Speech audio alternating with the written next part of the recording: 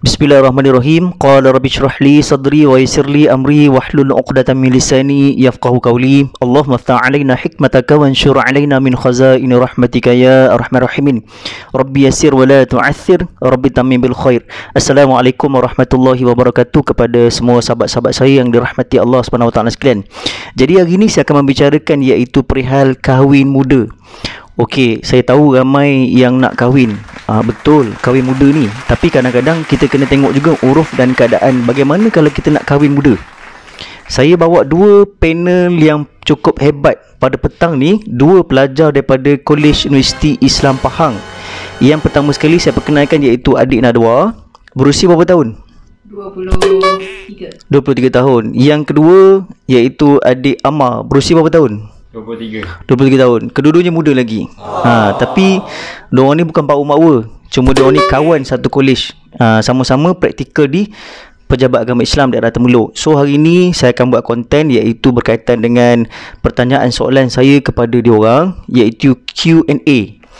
Pertanyaan kepada diorang ni tentang pendapat kahwin muda bagi perempuan dan kahwin muda bagi lelaki yang masih lagi belajar.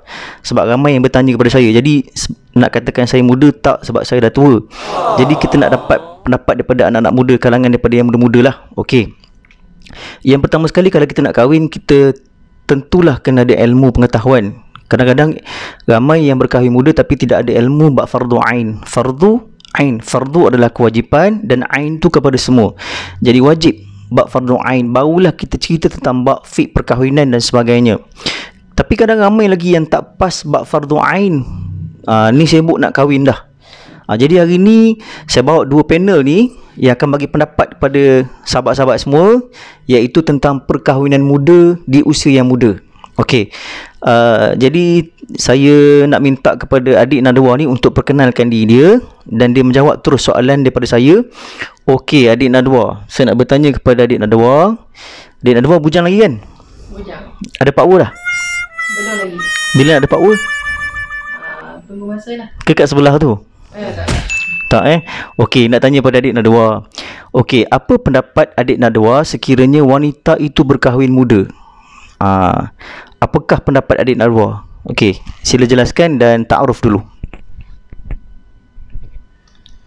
Bismillahirrahmanirrahim. Assalamualaikum warahmatullahi wabarakatuh. Waalaikumsalam warahmatullahi wabarakatuh. Nama saya Nadwa binti Imran. Saya berumur 23 tahun. Saya sekarang menuntut di Kolej Universiti Islam Pahang, terletak di Kuantan. Yes. Sekarang saya berpraktikal di Pejabat Agama Islam daerah Temeluk selama 4 bulan.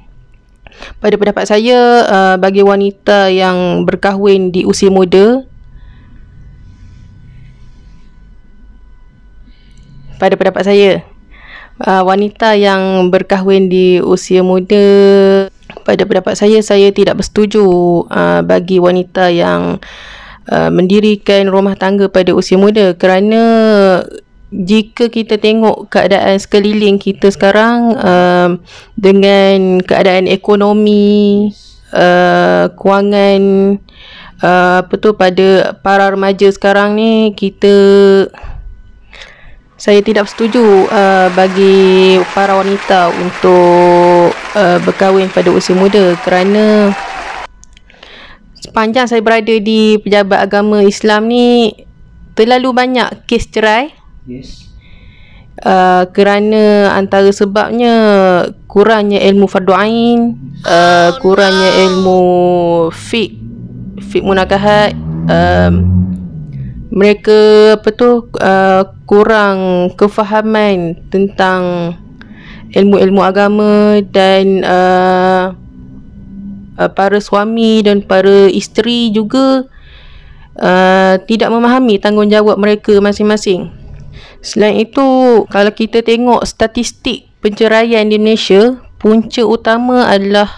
salah satu punca utama penceraian adalah masalah kewangan. Masalah kewangan itu sendiri, seperti kita tahu, ekonomi di seluruh dunia turut terkesan. Sekarang ni umumnya kita tahu Malaysia dalam fasa fasa membaiki ekonomi. Jadi pada saya tak setuju bagi wanita muda untuk berkahwin pada usia muda lah. Sebabnya banyak faktor-faktor yang bakal mengundang pada penceraian. Selain itu, saya juga ada rakan-rakan yang mendirikan rumah tangga pada usia muda. Saya lihat daripada kaca mata saya sendiri, mereka yang mendirikan rumah tangga mempunyai status ekonomi yang stabil. Selain itu, para suami mereka juga mempunyai kerja yang tetap, yang mana mereka mampu untuk menyari hidup isteri dan anak-anak. Jadi sekian sajalah pandangan saya tentang wanita yang mendirikan rumah tangga pada usia muda. Sekian, terima kasih. Okey, itu pendapat daripada adik Nadwa yang dikatakan kurang setuju kalau sekiranya wanita yang usia yang muda berkahwin muda. Itu pendapat daripada dia sebagai seorang pelajar. Tapi mungkin ada pendapat-pendapat lain juga daripada sesetengah individu itu sendiri yang muda, yang sebab apa dia nak kahwin muda. Okey, kita berbalik pula pada panel kita yang kedua, iaitu adik Amar kita. Saya nak bertanya soalan kepada dia. Okey, apakah pendapat adik Amar sendiri kalau sekiranya lelaki itu berkahwin muda dalam dia tengah belajar, dalam masa dia belajar? Kebanyakannya banyak pelajar-pelajar yang masih lagi tak habis lagi, tapi dia nak kahwin dah. Bukan gatal, bukan nak katakan dia gatal, tapi nak nyatakan di sini mungkin jodoh. Okey, jadi saya berbalik pula pada panel kedua. Jadi panel kedua akan huraikan dan dia akan takruf diri dia dan dia akan terus menjawab soalan. Okey, insya-Allah dipersilakan, tafadhal. Bismillahirrahmanirrahim. Assalamualaikum warahmatullahi wabarakatuh. Saya Muhammad Ammar bin Selamat, pengajian Quran Sunnah sama dengan Nadwa, satu batch. Jadi untuk soalan Ustaz Fad berkenaan dengan kahwin muda ketika belajar.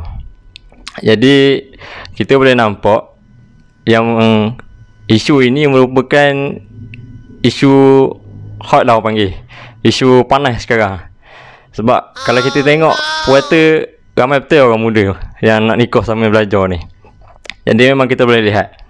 Jadi pada pendapat saya, nikah pada masa belajar ni, kalau waktu kita sebagai pelajar, memang tidak digalakkan lah sebenarnya. Sebab bagi saya, kita ada komitmen.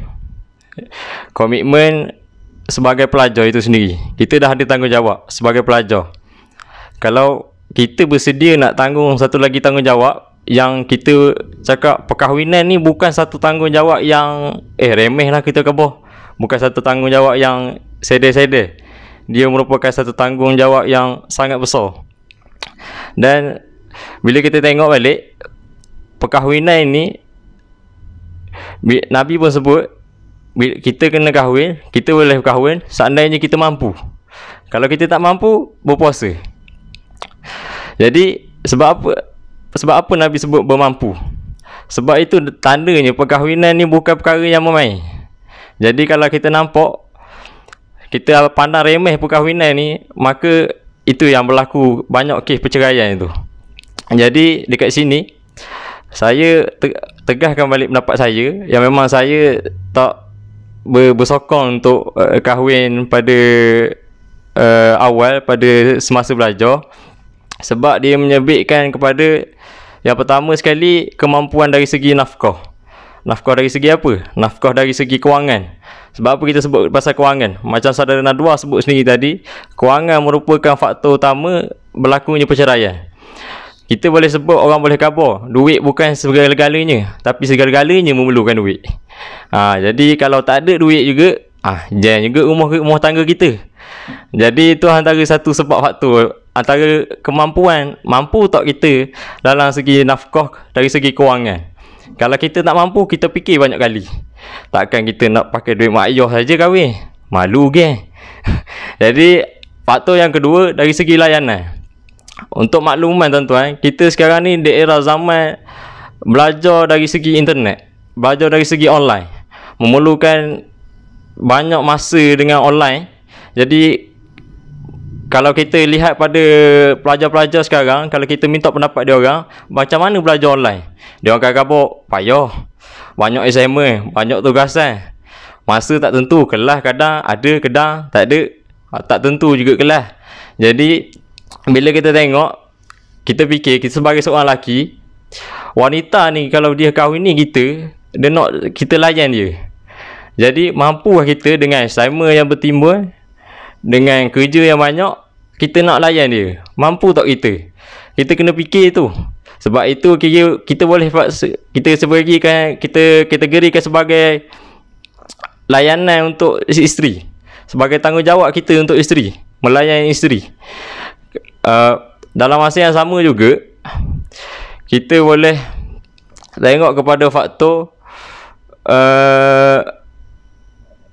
dari segi faktor tadi kita sebut faktor kewangan. Satu kita sebut dari segi faktor layanan dan tanggungjawab, dan terakhir tanggungjawab kita sebagai pelajar.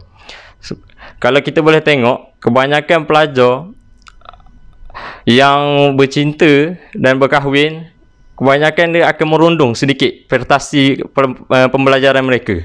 Ini ada satu kata-kata yang mengatakan bahawa bercinta ini kadang-kadang merosakkan pembelajaran ilmu. Jadi bila kita kaji balik, kita mestilah fokus. Maknanya kita fokus terus untuk belajar, habiskan belajar, lepas belajar baru kita fikir untuk kita kahwin ke dan sebagainya. Sebab kita orang kata biar satu persatu, biar persatu, tanggungjawab tu kita laksanakan satu persatu dulu. Sebab kita orang muda, kita bukan peringkat umur yang kita boleh lakukan banyak perkara. Kita masih, kalau kita ambil sebagai kita masih belajar, kita boleh kategorikan sebagai kurang matang. Sebagai lelaki, majoriti kebanyakan kita kalau masih belajar di peringkat degree, diploma, kita boleh kategorikan sebagai kurang matang. Jadi bila kita kurang matang, kita majoriti kita belum mampu untuk laksanakan banyak perkara. Jadi kita mesti fokus satu persatu. Jadi kalau kita tengah belajar, habiskan belajar dulu, biar orang nampak kita punya result tu cantik. Wah, baru ada demand boleh tinggi sikit. Jadi di situlah maknanya, kalau saya ulas balik, memang saya tak galak kan, sebab kita akan melihat kepada faktor dari segi kemampuan kita beri nafkah, dari segi kewangan, dari segi layanan isteri kita, dan dari segi tanggungjawab kita semasa belajar. Adakah merosot atau menaik? Kebanyakan mereka memang merosot. Jadi itu sajalah daripada saya. Jadi alhamdulillah, terima kasih kepada adik-adik Amar ya. Mula-mula ingatkan nak bagi 2 minit je, punya sampai dekat 10 minit. Tapi tak apalah, itu pendapat daripada adik Amar kita sendiri. Okey, betul, bagi saya kalau kita nak kahwin muda, macam contoh yang lelaki, yang pertama sekali biar dia habis belajar dulu. Ini pendapat, biar dia habis belajar dulu. Yang kedua pula, dia berbakti dulu kepada kedua ibu bapa dia. Itu yang penting. Dia kerja dulu, lepas dah habis belajar, dia kerja dulu dan dia bagi duit kepada ibu dia, bukan terus berkahwin. Berkahwin ni pada zaman sekarang ni kita letak pada nombor 10. Yang pertama sekali, kita habis belajar dulu, dapat ilmu dulu. Yang kedua, kita berbakti dulu kepada kedua ibu bapa kita. Ni kadang-kadang tak habis belajar lagi tapi nak nikah dah. Mak tak sempat lagi nak rasa duit gaji anak lelaki tadi. Jadi bagi mak rasa dulu duit gaji tadi. Bukan bagi pada awet, bukan bagi pada makwa, tapi bagi kepada ibu bapa kita, Jadi insya-Allah yang orang kata yang paling terbaik sekali, kita habis belajar dulu. Saya menerima pakai daripada pendapat dua panel kita ni, walaupun mungkin ada pendapat-pendapat yang berbeza daripada pendapat rakan-rakan sendiri. Mungkin ada sesetengah tu yang nak berkahwin muda, mungkin dia kaya, mungkin dia berada, tidak menjadi masalah, boleh, tak masalah kan. Tapi dia bergantung kepada urf dan keadaan sekarang. Sebab tu saya kata dalam vlog-vlog ataupun video saya yang lepas, saya ada beritahu ada 3 gelombang yang paling besar sekali dalam rumah tangga yang Allah Ta'ala uji. Ketiga bila mana pada tahun pertama Allah uji dari segi sudut ta'aruf. Yang kedua, Allah uji dari segi sudut ekonomi. Yang ketiga, Allah uji dari segi sudut perceraian. Ta'aruf ni sesuai kenal kita bersama dengan pasangan kita. Contohlah, kalau adik Nadwa berkahwin dengan adik Amar ni, mereka akan sentiasa bergaduh. Sebab apa? Sebab ta'aruf, mereka nak kenal di antara satu sama lain. Bila berkenal dalam sebelum berkahwin lain masa kita bercinta, tapi berkenal selepas bercinta tu sangat lain. Itu yang orang kata dugaan ta'aruf tadi. Kita akan sentiasa bergaduh untuk menyesuaikan keadaan dalam rumah tangga. Suami akan bergaduh, isteri akan bergaduh. Dan dugaan yang kedua pula iaitu dugaan ekonomi. Bila kita kahwin dalam tahun pertama, tahun kedua, tahun ketiga, tahun 4, 5 tahun perkahwinan kita nak managekan keadaan ekonomi dalam rumah tangga. Nak beli beras, nak beli barang-barang keperluan dalam rumah. Bila ada anak, nak beli pampers anak, susu anak dan sebagainya. So pada ketika itu kita akan diuji dengan iaitu dugaan ekonomi yang sangat besar. Yang ini boleh menyebabkan perceraian berlaku kepada adik-adik kita ataupun anak-anak muda kita. So yang ketiga pula iaitu dugaan perceraian. Yang ni banyak berlaku di kalangan anak-anak muda kita bila berkahwin dalam usia yang terlampau muda. Mereka tidak ada ilmu dan mereka tidak kuat semangat. Maka pada ketiga itu mereka akan bercerai dan akan mengeluarkan satu perkataan lafaz perceraian kepada isteri dia, dan akan datang pejabat agama ataupun datang ke mahkamah syariah untuk bercerai. Jadi yang ni kita perlu elakkan. Okey, walaupun cerai ni satu benda yang halal tapi sangat dibenci oleh Allah Ta'ala. So kita kena tengok balik. Okey, boleh nak kahwin, tak masalah, tapi kita tanggung sendiri akibatnya. Bukan nak mengatakan perkahwinan tu teruk, tidak. Perkahwinan ni bagus, tapi yang jadi teruknya adalah diri kita sendiri. Sebab apa? Sebab tidak ada ilmu dan juga kita berkahwin sekadar nafsu sahaja. Jadi saya rasa sekadar itu saja untuk rakan-rakan semua, pencerahan untuk rakan-rakan semua. Jadi kita ucapkan terima kasih kepada dua panel kita yang hebat ni dan kacak dan cantik orangnya. Yang comel ni, mereka berdua ni masih lagi bujang. Kalau nak berkenalan dengan dia orang, boleh berkenalan dengan dia orang. Cari mereka dia orang dekat Quipsas. Jadi boleh minta nombor phone dia orang, ya. Yang ni bujang lagi, yang ni bujang lagi. Jadi saya rasa sekarang itu saja untuk vlog saya ataupun untuk video saya untuk kali ini.